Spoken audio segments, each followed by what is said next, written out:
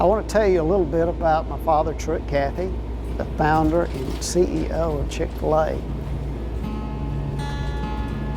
Growing up with my dad was a lot of work. He got us very engaged at an early age. It really was a place that built a lot of our self-esteem. We knew we were doing something that no other kid got to do. He was always working, so when he would get home from the restaurant business, he would go straight outside to put up barbed wire, to hoe the garden, do bush hogging behind a tractor, and we would be usually trailing behind him, finding out really we were learning a lesson about working hard.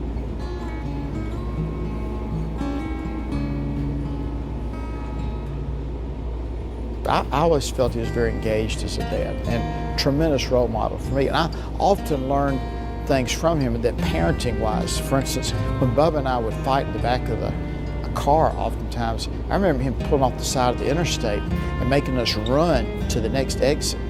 And it soon got to the point, all he had to do, if Bubba and I were fighting, he just tapped the brakes, total peace. And Mom's very much part of Dad's life. They've been married 63 years. She's helped him in the store. She's helped him sample Chick-fil-A across the country.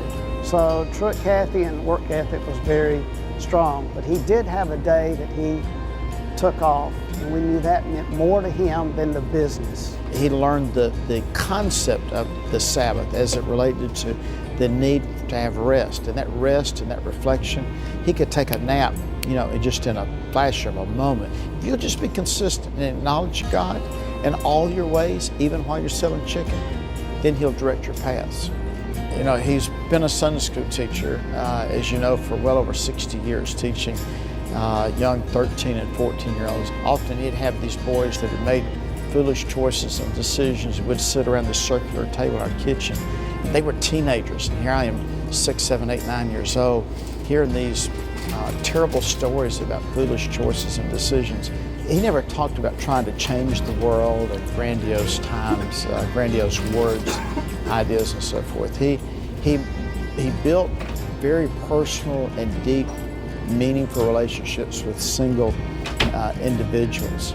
There are a lot of employees that when I started as a teenager having regular hours at our Dorf house, that some of the employees would pull me to the side back in the kitchen and say, "Let me tell you what your dad did for me." And it's almost as, I know they had expressed thanks to him for money they may have extended to him, or help with school books or tuition, or maybe a tuxedo for a prom and so forth. And it was almost as if they couldn't thank him enough. They felt like they had to thank me. And what an experience that is as a kid, to hear people talk about your dad in such a wonderful way. Much of our concept of God is formed by the relationship that we have with our dad. And that's why I had such an incredible vision of who my Heavenly Father was, because I saw those kinds of expressions of appreciation and tremendous gratitude from people to my earthly father. And it was real easy for me to project that my Heavenly Father is incredible. He's been my role model, and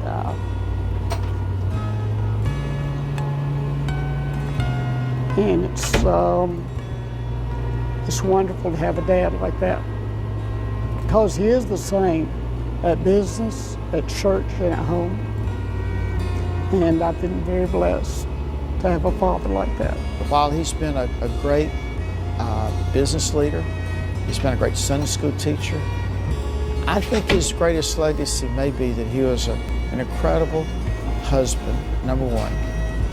And he was a tremendous father, because the way he lived his life, a life of integrity, it indelibly impacted and infected my heart and my brothers and my sister Trudy's.